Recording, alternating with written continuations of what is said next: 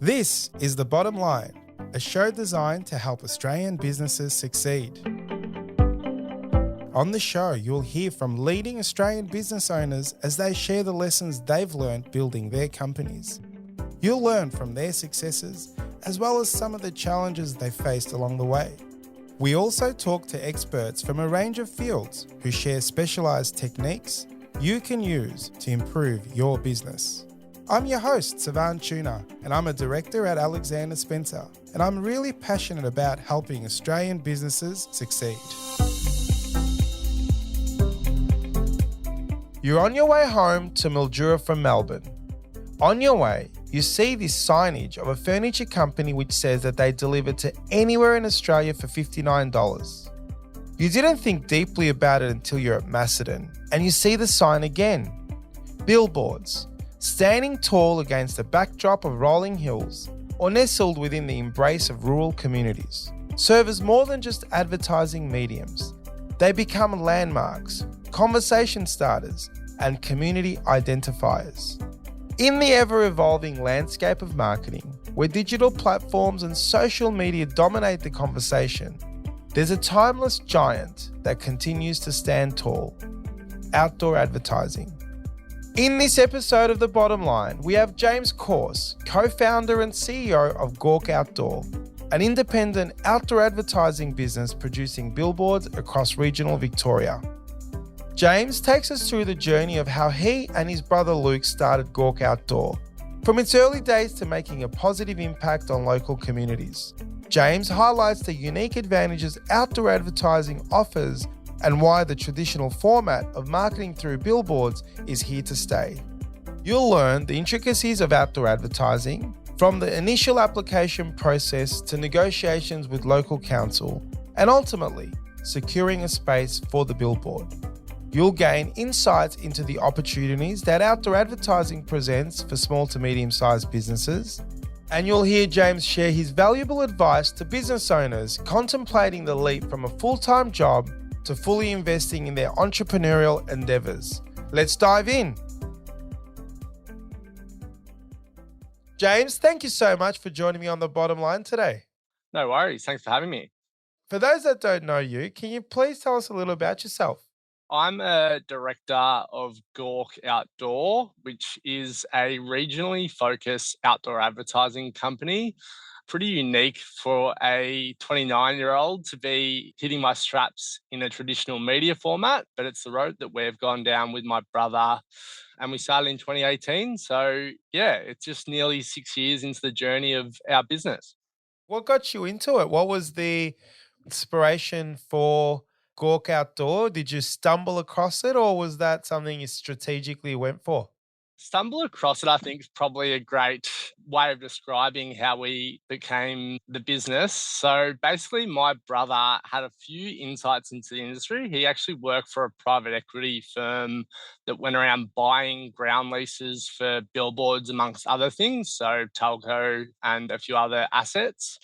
So he knew some of the similar operators in other states of Australia. And then I came from an architecture and town planning background. So not the path most well trodden that I took in my career, but he kind of called me up one day, looked at the stats and saw that just the quantity of billboards in both New South Wales and Queensland, and just saw that regional Victoria just had been so underdeveloped while those other markets were so strong, and saw that as the opportunity, knowing some of the basic economics from those other companies in other states, and said, hey, you know how to get these things approved. I know the leasing side. Let's bang our heads together and do it as a side hustle, I'll call it. And yeah, we both had full-time roles and just decided to start lodging a few things into councils and just build a few billboards. So tell us a little bit more about the business. Is it just billboards? So do you guys own those leases?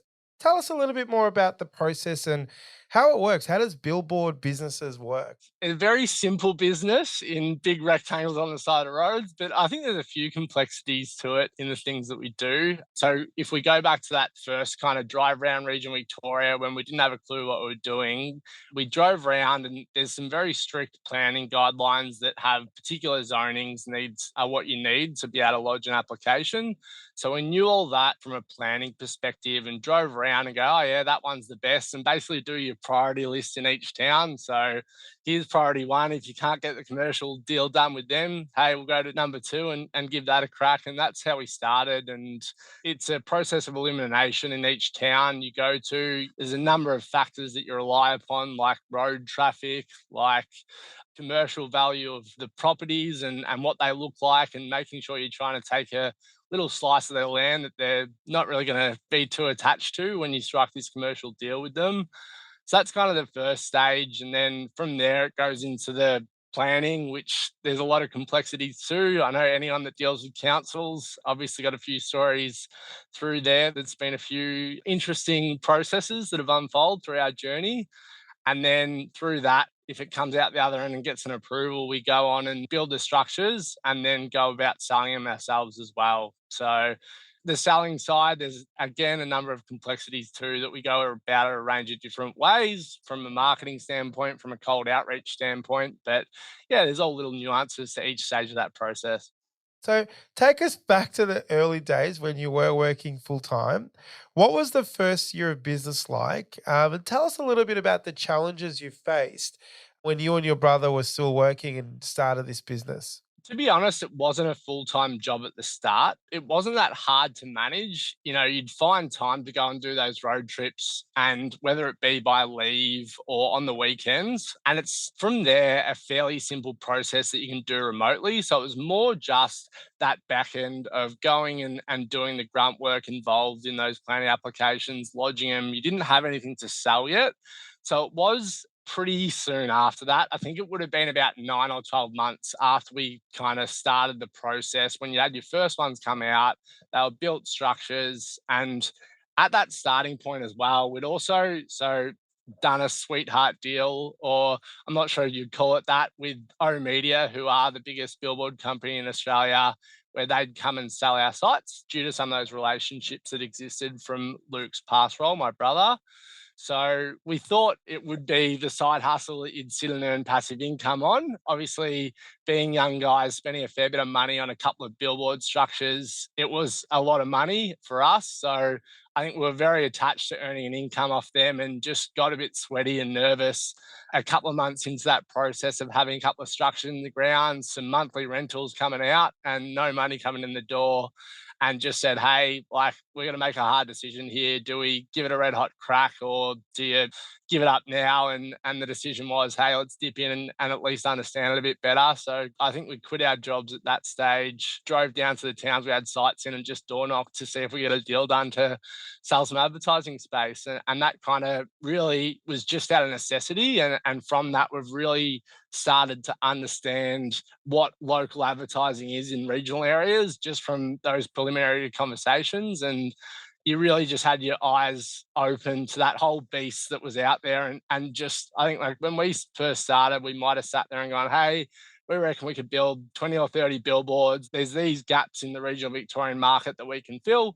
And then, you know, that's all we can do. And then as soon as we actually understood it more and realized that there was a really strong play in that outdoor space in regional areas, and being that direct to local business, just took off from there.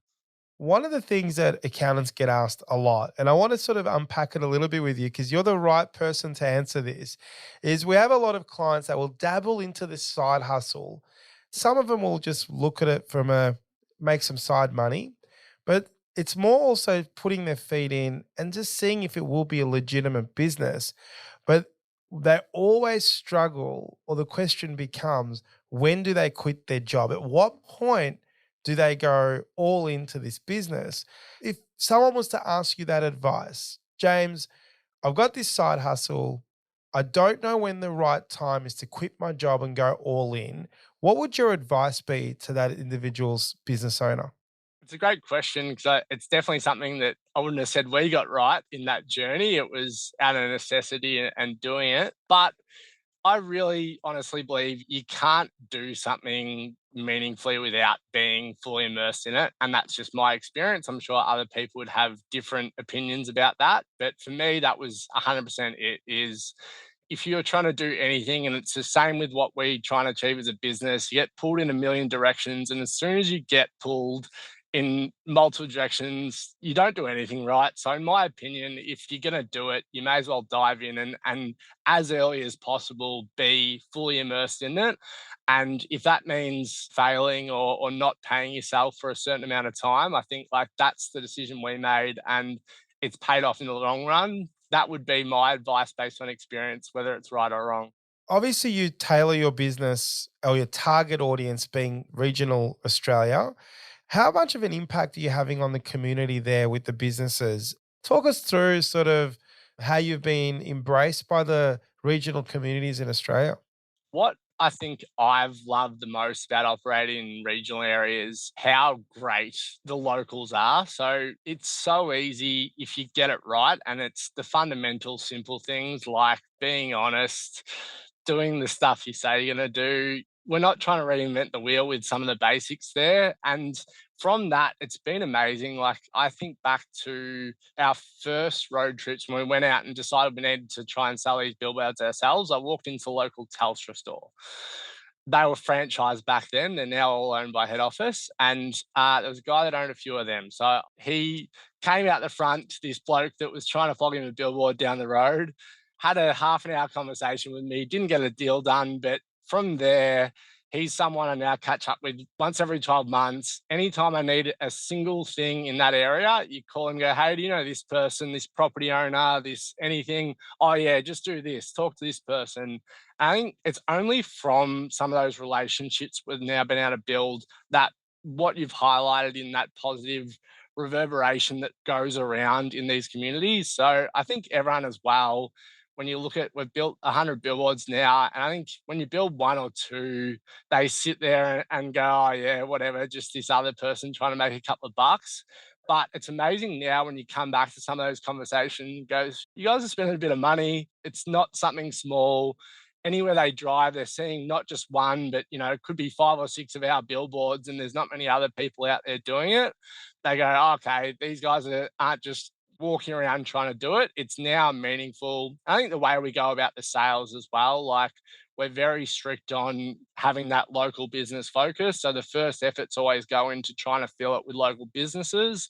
And it's seen a lot of success in that. And we do a little bit of a plan. You launch a new site, you send the team out to do a pre and post trip and go around these businesses. And I think from that, the engagement in the space just goes through the roof. So previously, before we got on the market, it was all national brands and confined to probably a handful of advertisers. So your CBAs, your NABs, your TAC were the pretty standard advertisers you'd drive around and see on basically every billboard. And now it's all the brands they know and love. So from that, you get that again inclination for people to want to understand it more through us, through driving past the sign and seeing their mate's business and the likes every time they go past. Tell us about billboards because we've had so many episodes around marketing and advertising and Google AdWords, digital, internet. That's just huge, right? If you're not online, you're not anywhere, right? You've gone down this traditional path of billboards, which is so not internet. And for those people that they have a marketing budget, they spend a lot of money on advertising, whatever that is, but they've never gone down the billboard path because they just don't see the value. How do you, James, articulate the value that you provide and what the value that the small businesses get by advertising on billboards? Yeah, so I think there's definitely perfect mix or not perfect. 'Cause I don't think anything's perfect for every business. There's not just one way of doing things. But my advice when I get a call from someone who's in their first couple of years of business and trying to spend their first couple of dollars on marketing is always, hey, digital is probably the road to go down. Because yes, you can track how many people you've captured. There's a number of positive factors to the digital world now, and it's really good up to a point. So if you're spending I don't know, call it $500 or a grand a month, you're probably going to get your best bang for your buck in some of that direct return marketing. But everyone talks about brand as being that strongest point, and that's what billboards do better than any other format. And at some stage along your journey, so if you're a young business, you need to start considering brand at some stage along that journey, which is when billboards should be part of the consideration. And I'm not saying that billboards are the only way of building your brand, but they are. The studies show awareness and some of those brand alignments that come from outdoor advertising are the strongest of any of those mediums. So that's where we really stand out better than anything else. And those businesses that are more mature and have larger marketing budgets, so they will have that breakdown and spend the money on brands. So when they look to go and divert that into different channels, we definitely have seen, particularly this year, is outdoors outperforming everything else by a country mile, because basically we view our competitors as being traditional radio advertising, TV advertising, and all those other traditional formats, which are really, really strong regional businesses. But as the years have gone on, they've become more and more cluttered with number of different ways you consume those mediums through digital platforms. Whereas the one thing that's outperforming that in terms of audience is the amount of cars on the road and the amount of people, eyeballs we can get you. So that's where we really see we come to the forefront in being the most effective medium. Let's talk about fixed sort of billboards that, you put up a poster style versus what's been popping up around Victoria, and I'm from Melbourne, these electronic style billboards. Tell us what your preferences are, or do you do a, electronic preference if we can? Obviously the cost would be ridiculous compared to, your fixed type of poster style. Talk us through electronic versus the fixed. We have about 18 or 19. We had one go out last week, so I don't know the total count of digital. So we definitely, billboard number 12 might have been our first digital. So it's been a real bell curve on going down that route more over the last few years of doing a lot more of that in regional areas as well. But they definitely both have their place. I think the industry definitely pedals digital billboards are the future, and they're really going hard at that route in a number of reporting sensors from the big guys. You'll see that breakdown of digital revenue versus traditional revenue, and then trying to portray digital as being the way for the future. In my opinion, what we feel is it has its place. If you're a business that needs the flexibility for advertising space, so if you need to do specials or you're going to juice that digital space in the way it should be used, so changing your creative to be in line with temperatures or days of the week and the number of cool things you can do, you're always better off investing in that because of flexibility. But the way it's used currently, you drive around and you'll drive past a static billboard and then a digital billboard. They've both got the same ad. It's someone buying 1,000 billboards and they're not going down that route of actually using the digital billboard. So it's great for us as a media owner because I can earn 10 times the money back off my space because you're selling it to 10 businesses instead of one. In a lot of circumstances, that's generally the revenue breakdown is it's kind of 7 or 8 times, like juicing that piece of land as much as it can. But from an advertising perspective, the bang for your buck still lies in those static ones. So that's why we've gone down the route of we need both to service all the different industries and advertisers that are out there. And it's definitely about knowing what you're trying to achieve and then one format being the better outcome for you. And for customers that reach out to advertise on a billboard, what are the standard terms? Like, do you offer 1 month, 3 months, 6 months? Talk us through how it works and how do they buy and how long does it last? Because I would not have a clue how much these things would cost. So, talk about term and a little bit about price with our audience. So term, we can go as little as a week. You pay a premium if you want to be a week on a digital billboard. So we typically do 4 weeks is our minimum term, and that's kind of a standard rate we have across it. So there's obviously a lot more flexibility in the digitals to cut and choose that a lot more. With a static billboard, you obviously set, so they all change over in a changeover week and go in 4 week increments. So you're buying in that set 4 week increment of how many weeks you're buying. we definitely, which is very unique in the billboard industry, offer kind of cheaper long-term deals. So we have different stages to what we offer from a pricing perspective. So if I look at any general regional center, we have some kind of fairly standard pricing to digital billboards, which ends up being about either 3 grand or 2,400. So 750 a week or 600 a week for a short-term booking, which then comes down to be about 400 or 500 a week for some of those long-term bookings. But there is such a range to billboards, and it's always, I think people always have in their head they're worth absolute buckets because you drive around Melbourne and you see all the advertisers on them and then they're tier one businesses. In the regions, it couldn't be more polar opposite. Like we have sites that are as low as $200 a week, in smaller towns. And there's a real mix depending on size, location, and all these types of things. I'm just thinking as a business owner, if I had you put my accounting hat on, if I was in Traralgon or somewhere sort of country Victoria, town of 15, 20,000 people, let's say you're the biggest accounting firm or one of the top 3 or 4 accounting firms in the region, you got a billboard in town and that says something about tax returns or financials. Geez, you'd make a bit of noise with that and, supporting the local footy club and the cricket club and netball club. Before you know it, it doesn't take much to create that brand. I can see where the local businesses in regional spaces would see the value in billboards because it's very driven to local community. Do you find that in your advertisers? Regional areas are so unique compared to the city, and I always use this stat, and I don't know the exact ones off the top of my head, so I'm going to absolutely balls this up, but I'll give it a crack anyway. That's all right. But in metro areas, you drive past something like every time you get in the car, you drive past, call it 30 or 40 different ads through billboards, bus shelters, and all that sort of stuff.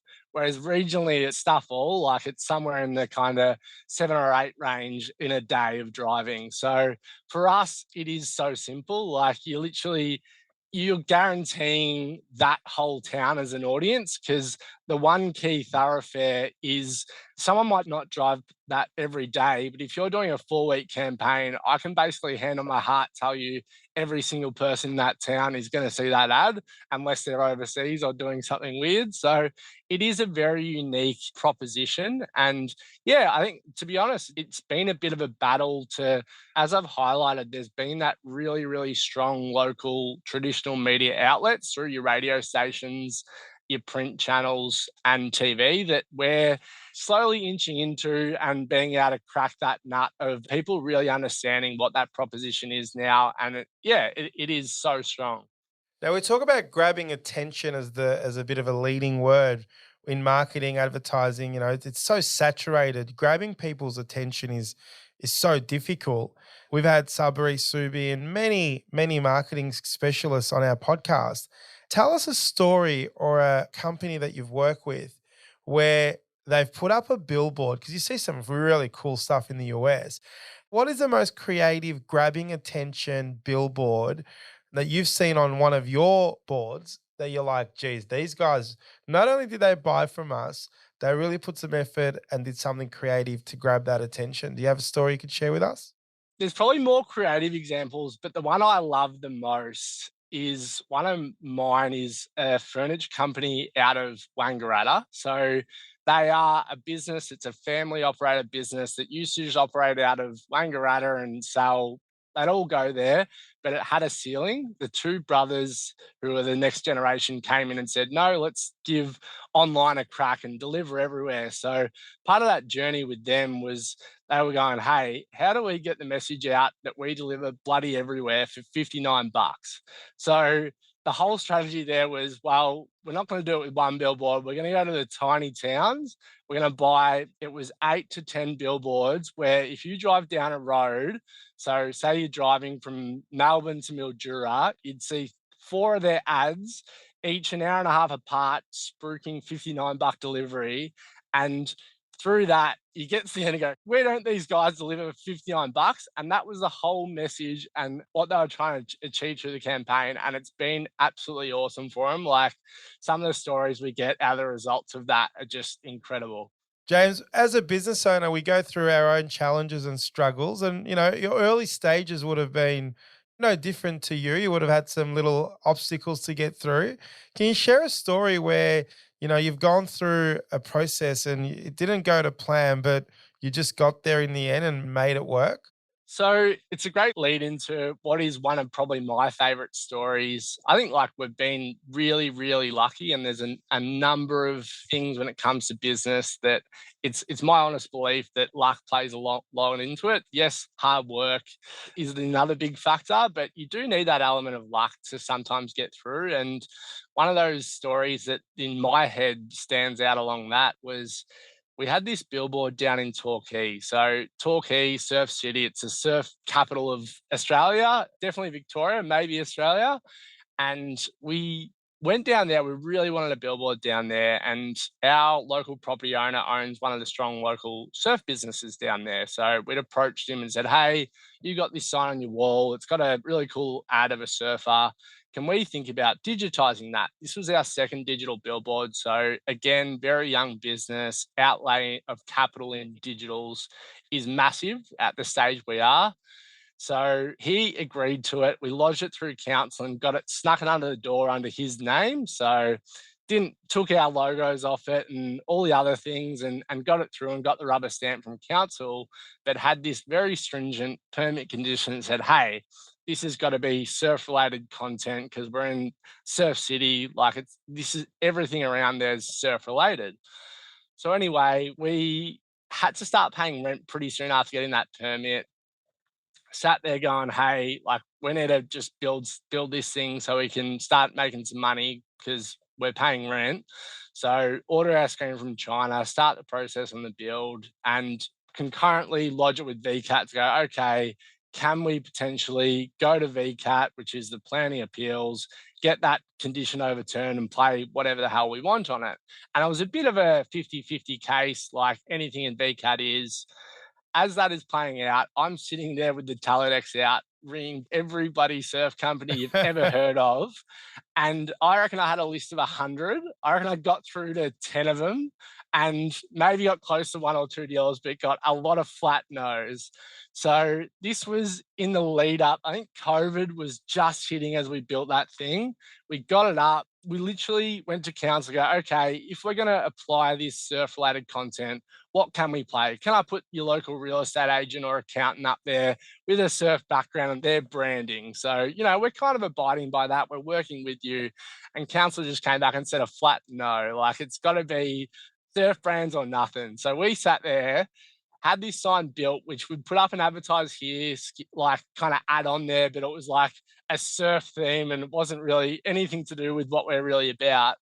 And so after I think it would have been probably 4 weeks, we got to VCAT, got a decision on the day that it was all good to go. You can play whatever you want on there. It's ended up being like one of our best performing sites. Like Torquay's an amazing market over summer. It's absolutely cracking. You have every grog brand you ever thought of want to be in the guts of Torquay with all these punters down there. And it is one of those things that like it could have been something that we'd invested all that money on. We had a 30-year lease in place where we could have still been paying that out and just making no money off because no surf brands wanted to buy it.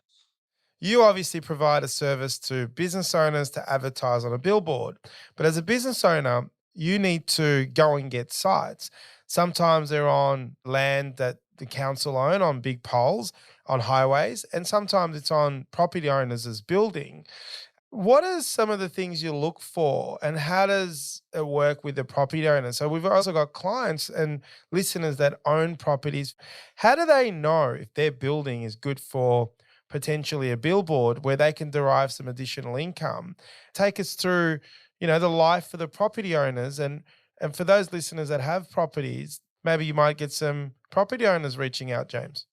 It's funny, our inline rings flat chat with every other nuffy who thinks he's got the best property in the world for a billboard. So I'd like to dispel a few rumors while I can and potentially avoid some of those conversations. But basically for us, it's commercial or industrial areas. So that the zoning part, that's where it comes to. We very much find It's only on properties where that slice of land isn't going to impact visibility. So if you're a car dealership or something, we're never going to get a commercial deal done because they have cars in every inch of the property that are displaying out to the road traffic. So it's very much just those commercial or industrial properties where there is a line of sight to a slice of that land where it does stack up for us to come in. It's not going to impact that business that's operating off the site and go and build something and have that going. So there's not really a direct science to it. I think at the start we thought there was a direct science to it in the amount of cars going past or anything like that.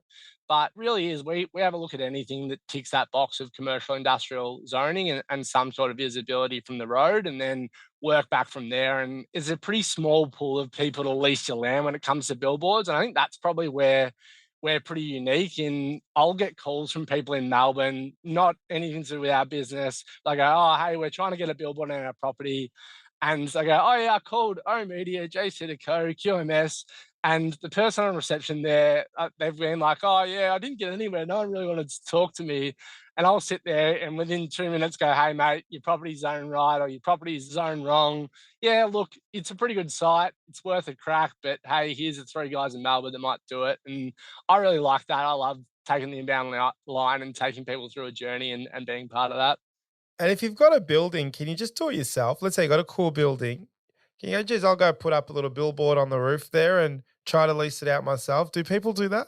It does happen a lot and I love it. Like, go give it a crack because it's bloody hard work. And that's what you're seeing every single time. So, probably 1 in every 3 towns, someone's done that, gone, oh, yeah, why don't I do this? Why don't I sell it? And after a year, they've gone, this is so much work. Why did I bother? And I think what we provide is, hey, you're going to get guaranteed rent out of us every year for that space. We take on the risk of selling it. We reckon we're bloody good at selling it and we work bloody hard to sell them. So if you want to try and do that yourself, give it a crack and maybe call us when you're having a few troubles with it and we might take it over.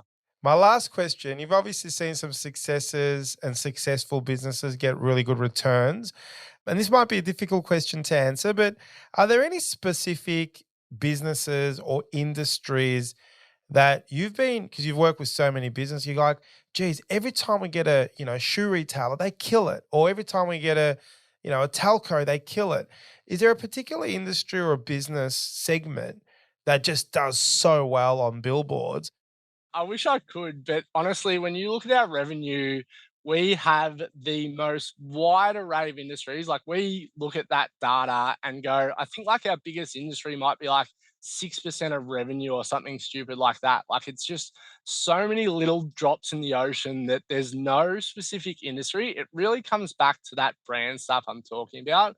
So I think definitely a size of business is an influence. So I think those businesses that are kind of getting up to medium way through small business into the medium space and large business. Like, definitely the smaller stuff isn't as relevant to us, given the brand side isn't as much what they're thinking about when they're just trying to make a few bucks and keep the lights going and keep the little business going. So that's more where I would relate that to.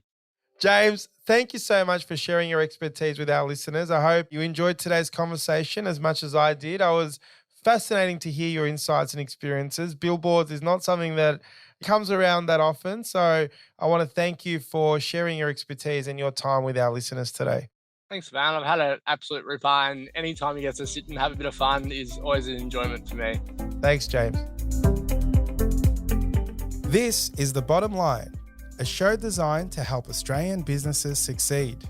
This podcast was produced by accountancy firm Alexander Spencer.